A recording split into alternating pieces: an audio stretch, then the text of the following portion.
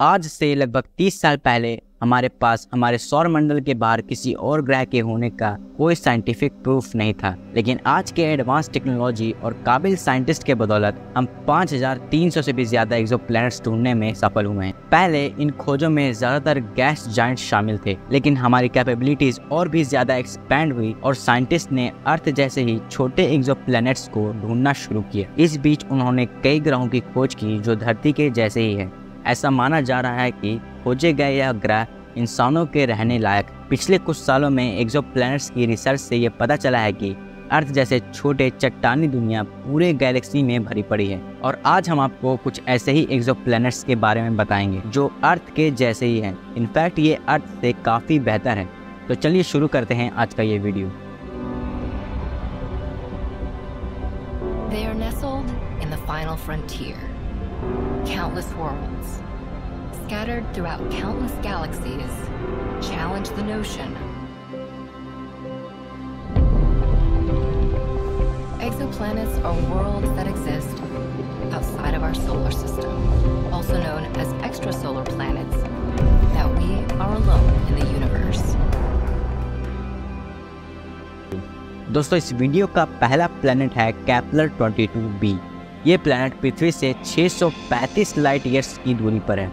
Scientist के मुताबिक ये प्लैनेट भी पृथ्वी की तरह ही अपने सूरज केपलर 22 के हैबिटेबल जोन में चक्कर लगाता है।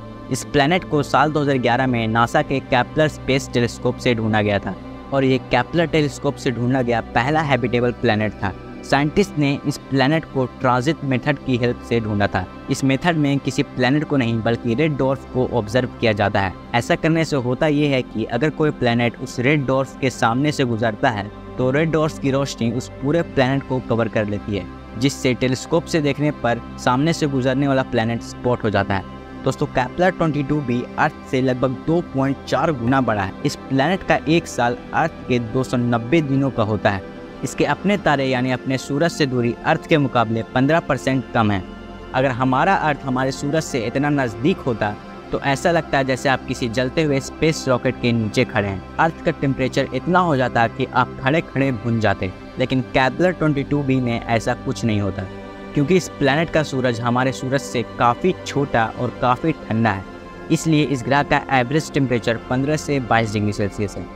ये उतना ही है जितना हमारे पृथ्वी के स्प्रिंग सीजन में होता है। दोस्तों, अगला प्लैनेट है केपलर 69c। ये प्लैनेट अर्थ से लगभग 2430 लाइट ईयर्स की दूरी पर स्थित है। इस ग्रह के अपने स्टार का नाम है केपलर 69। ये ग्रह अपने स्टार का चक्कर 242 दिनों में कंप्लीट करता है। इस ग्रह की खोज 2009 में नासा के केपलर स्पेसक्राफ्ट ने की थी। साइंटिस्ट का कहना है कि इसके तारे का सरफेस टेम्परेचर 5334 डिग्री सेल्सियस से भी ज़्यादा है। ये हमारे सूरज के सरफेस टेम्परेचर से थोड़ा ही कम है। हमारे सूरज का सरफेस टेम्परेचर है 5537 डिग्री सेल्सियस। ये तो है इसके तारे का टेम्परेचर, लेकिन इस ग्रह का टेम्परेचर क्या है? दोस्तों, साइंटिस्ट के मुताबिक इस प्लैनेट का एवरेज टेम्परेचर है 125 डिग्री फ़ारेनहाइट, मतलब 52 डिग्री सेल्सियस। दोस्तों, अगर आपको ये कम लग रहा है तो आप इसे इस एग्जाम्पल से समझिए कि अभी तक अर्थ का हाईएस्ट टेम्परेचर है 56.6 डिग्री सेल्सियस और इस प्लैनेट का एवरेज टेम्परेचर ही 52 डिग्री सेल्सियस है। दोस्तों, इस प्लैनेट का मास हमारे अर्थ के मास से 2.14 गुना ज़्यादा है और इसका रेडियस भी अर्थ से 1.7 गुना ज़्यादा है। साइंटिस्ट का ऐसा मानना है कि ये प्लैनेट शायद हैबिटेबल जोन में है। मतलब साइंटिस्ट ये कंफर्म नहीं है कि ये प्लैनेट हैबिटेबल प्लैनेट है या नहीं। साइंटिस्ट का कहना है कि चाहे तो ये प्लैनेट सुपर अर्थ हो सकता है या फिर सुपर वीनस। मतलब चाहे तो ये बहुत अच्छा हो सकता है ह्यूमंस के लिए, या फिर इसकी क्लाइमेट कंडीशन वीनस से भी बहुत ज़्यादा ख़राब होंगी। दोस्तों, इस वीडियो का अगला प्लैनेट है ग्लीस 667cc। साइंटिस्ट का कहना है कि ये प्लैनेट अपने तारे ग्लीस 667c के हैबिटेबल जोन में चक्कर लगाता है। इस ग्रह का तारा ग्लीस 667 ट्रिपल स्टार सिस्टम का हिस्सा है। ये प्लैनेट अर्थ से 23.62 लाइट ईयर्स दूर है। साइंटिस्ट के मुताबिक ग्लीस 667cc एक सुपर अर्थ है। इसका एवरेज टेम्परेचर 4.3 डिग्री सेल्सियस से 39 डिग्री सेल्सियस तक हो सकता है। जैसा कि मैंने आपको बताया कि ये प्लैनेट अपने स्टार ग्लीस 667c, जो एक रेड डॉर्फ है, उसके चारों तरफ चक्कर लगाता है। ये red dwarf Gliese triple star का सबसे बड़ा स्टार है। साइंटिस्ट के मुताबिक इस तारे की उम्र 200 करोड़ साल से भी ज़्यादा है। इस तारे का सरफेस टेम्परेचर 5504 डिग्री सेल्सियस से भी ज़्यादा है। दोस्तों 2013 के एक पेपर में पता चला था कि ये प्लैनेट अर्थ से 300 गुना ज़्यादा गर्म है और इस प्लैनेट और इसके तारे के बीच की दूरी भी अर्थ से कम है। इसलिए साइंटिस्ट को ऐसा लगता है कि बाकी एक्सोप्लैनेट्स के मुकाबले इस ग्रह पे लाइफ होने की पॉसिबिलिटी सबसे कम है। दोस्तों इस वीडियो का चौथा और आखिरी एक्सोप्लैनेट है प्रोक्सिमा सेंटोरी बी। ये प्लैनेट अर्थ से सबसे नज़दीकी एक्सोप्लैनेट है।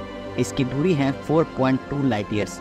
ये सुनकर आपको लग रहा होगा कि ये अर्थ से बहुत ज़्यादा नज़दीक है, लेकिन ये नज़दीक होने के बावजूद भी अर्थ से बहुत ज़्यादा दूर है। अगर हम इंसानों द्वारा बनाए गए सबसे तेज़ स्पेसक्राफ्ट पार्कर सोलर प्रोब, जिसकी highest speed 6,92,000 kilometre per hour है, उस स्पीड से भी इस प्लैनेट पर जाने की कोशिश करें तो हमें वहाँ पहुँचने में लगभग 6,300 साल लग जाएंगे।